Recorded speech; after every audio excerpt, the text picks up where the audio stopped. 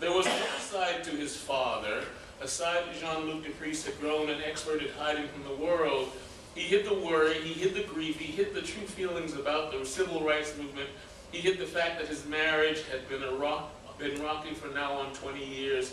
He hid a certain bitterness he had harbored in his bosom since being a boy. He hid that he had made a pact with the universe to play the game, become the model of what the world wanted in order to get what he wanted. Many years ago, long before Junior's demise, Drummond remembered walking in upon him at the funeral home.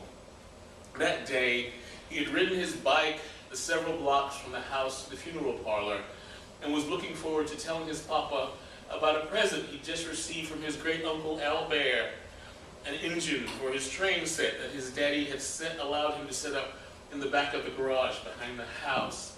He had the gleaming steel blue locomotive in his book bag, and he couldn't wait to show it to his dad. Mrs. Pickering was not at her desk, positioned at the front just outside his father's office. He heard voices coming from the inside, so he did not barge in, only peeked his head around.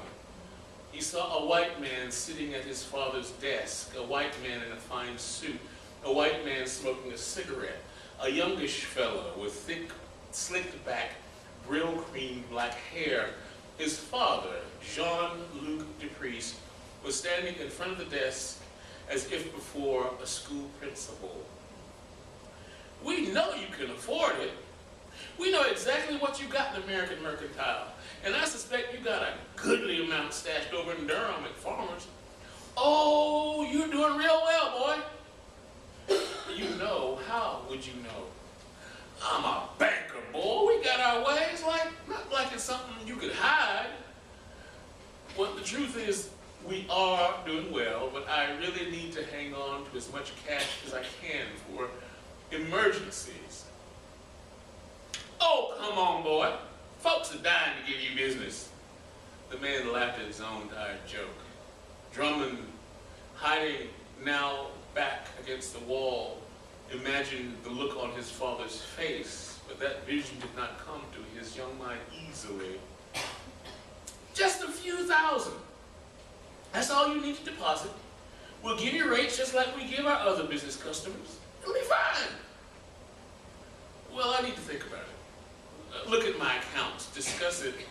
"Oh, you need to talk to your woman about it, don't you? I hear she's the one with all the money anyway. Isn't that right? Half white, is she? You one lucky boy, son." "My wife is a Negro, sir." The cajoling went on for another 30 minutes. Somehow Drummond's father never raised his voice, nor did he say yes. By and by the front door opened and Mrs. Pickering came in, her arms stuffed with a great many forms and files packed in strings and binders. "Hey, Pigfoot, what you doing hiding there?" And when Drummond turned to the door, his father's head was leaning out, beholding him.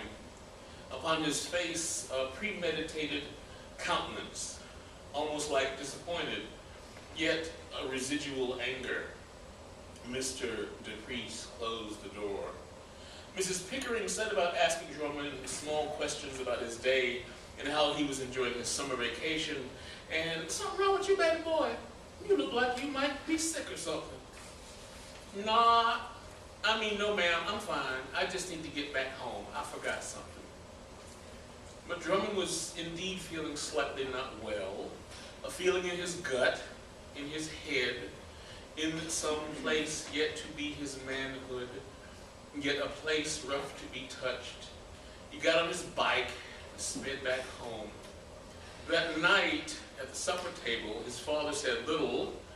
The time he normally regaled the family with stories of what had occurred that day, and funny somethings were always occurring.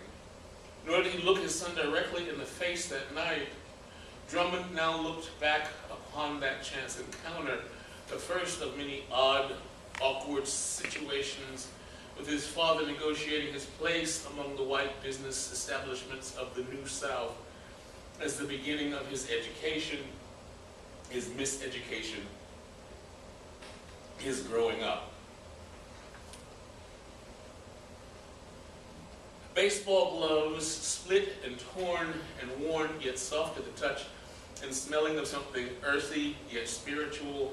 To a boy, though he has not words for the spirit, does not understand the spirit other than as ghosts and things that go bump in the night, and making that satisfying thump when meeting a speeding ball, and the plosive bang as the baseball hits the earth or gym floor, and smelly socks discarded for the woman to pick up, and dirty underwear and sweat-stained undershirts and shoes, Converse sneakers and boots, brown Oxfords and penny loafers, and the line of books on the shelf and the photographs of girls, known girls, local girls, and famous girls, Lena Horne and Marigold Peterson and Ava Gardner and Sally Jefferson, and his own record player bought with his own money from working the summer at the funeral home, and the black suit he wore that summer, and the times they had gone to the beach as a family, and the half-hearted attempts to teach Drummond to swim, but the salt water stung the 5-year-old's eyes, and the look upon Junior's face when they heard the war was over,